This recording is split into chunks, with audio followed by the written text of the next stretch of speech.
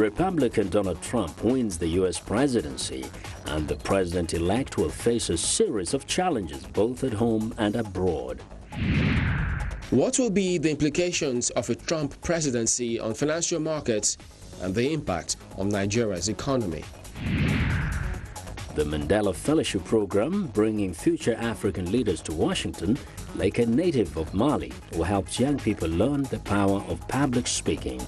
Africa 54 starts right now.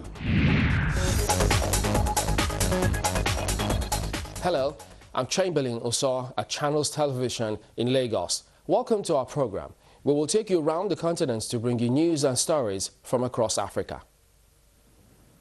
Well, thanks a lot, Osor. I'm Vincent Makori of Voice of America, coming to you from our global headquarters at Studio 51 here in Washington. The die is cast. Donald Trump will become president of the United States come January 2017, making him the 45th president. The president-elect has promised to rebuild America and provide jobs for the teeming unemployed. But expectations is that his promise of a better America will be all-inclusive. Channels Television's Washington correspondent Myra Bird has the report.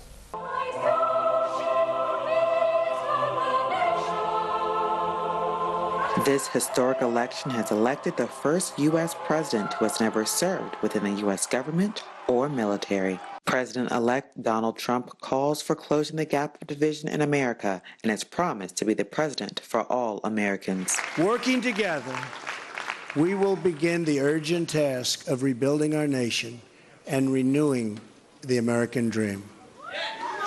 I've spent my entire life in business looking at the untapped potential in projects and in people all over the world. That is now what I want to do for our country. Tremendous potential. I've gotten to know our country so well. Tremendous potential. It's going to be a beautiful thing. Every single American will have the opportunity to realize his or her fullest potential. The forgotten men and women of our country will be forgotten no longer. The White House will, for the first time in many years, have the same party be the majority in both the House and Senate, as Republicans have swept Congress as well. The American people have spoken. We have a new president-elect for the United States of America. From Washington, Maria Bird, Channel Television News. Now for more on the implications of a Trump presidency and specifically how it could affect the financial markets and Nigeria's economy. I'm joined for the program by economist Tunji Andrews, who joins us via Skype from Abuja. Welcome to the program. Thanks for having me. Well, after the initial shock of Donald Trump's victory and the negative impact it had on financial markets, we saw a considerable recovery almost immediately. What do you think was responsible for this reversal? The initial slump was a reaction to the shock that Hillary lost the elections.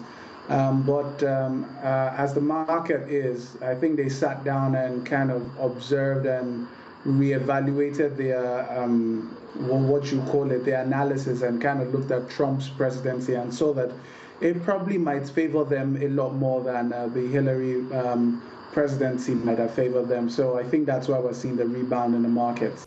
Well, Trump's stance on free trade is an indication that it won't be business as usual when he steps in. What economic implications do you see for Nigeria? First of all, I think he might cut quantitative easing, which might affect the value of the dollar. That would be good for the naira. I also think he's going to align himself more with Russia and Assad, which would obviously create ripples around Europe and the Middle East.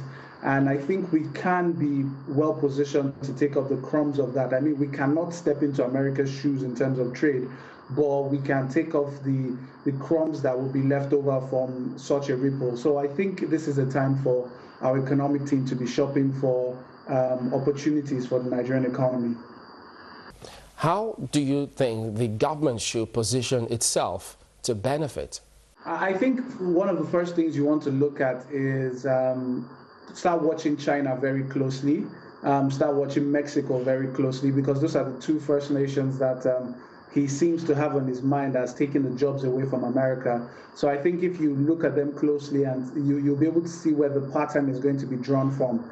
You'll see which countries that would be affected by Trump's trade relations and his hostile takeover in terms of protectionist policies in America. So I think we should be looking at those areas, and I think the opportunities will start to present themselves within 2 to 6 months, and I think we are very well poised, especially with all that is happening around us. Well, Tunji Andrews, an economist, thank you for joining us on Africa 54. Well, as we know, people across the globe woke up to a different political world on November 9th on the news that Americans had elected Donald Trump as their next president. Now, the results could transform U.S. domestic and foreign policy. VOA correspondent Luis Ramirez has more from London. For Londoners, the shock news smacked of that morning back in June when they learned, despite poll predictions, that Britain had voted to leave the European Union. A leap into the unknown is how leaders across the world and the markets see it. The dollar dipped in early trading, given Donald Trump's comments during the campaign that he will tear up trade agreements and offer no guarantees to members of NATO who do not pay their share. What they see now is one candidate who seems to stand for a completely different view of America's role in the world. And I mean completely different, who repudiates rather specifically the alliance framework, the NATO framework in particular, who has repudiated America's commitment to the liberal trade system that America created, the sort of open globalization America promoted, that seems to be in some ways more sympathetic to America's historic enemies like Russia than it is to Europe. China has reason to worry. Trump has targeted Beijing's trade practices, threatening to slap 45% tariffs on Chinese imports. There's a whole range of sort of relatively outlandish statements that Trump said during his campaign that, if they were to come to pass, could create some pretty dramatic business and economic consequences in the region. Trump won on an America First platform. For Africa, analysts say that means expectations are realistic and tempered. I think that what Africa has to do is to prepare for the worst case scenario, which would mean that the America under Donald Trump would focus first on American national interests and not necessarily on global interests, and not necessarily, therefore, on African interests. And if there was a time that Africa should start thinking of African solutions to African problems, the time is now. World leaders watched this election closely, and the big question now is, what role will the U.S. play in the world? Is the U.S. going to disengage from the world? And we've seen a fair amount of disengagement from the U.S. in the last few years. And what's happening in Syria is partly a result of that. Is the U.S. going to disengage, or is the U.S. going to re-engage with the world? Trump said his administration will deal fairly with the world and seek common ground, not hostility. With the uncertainty of a new day also comes the hope that a dramatic departure from the established world order could bring new opportunities and maybe some positive surprises.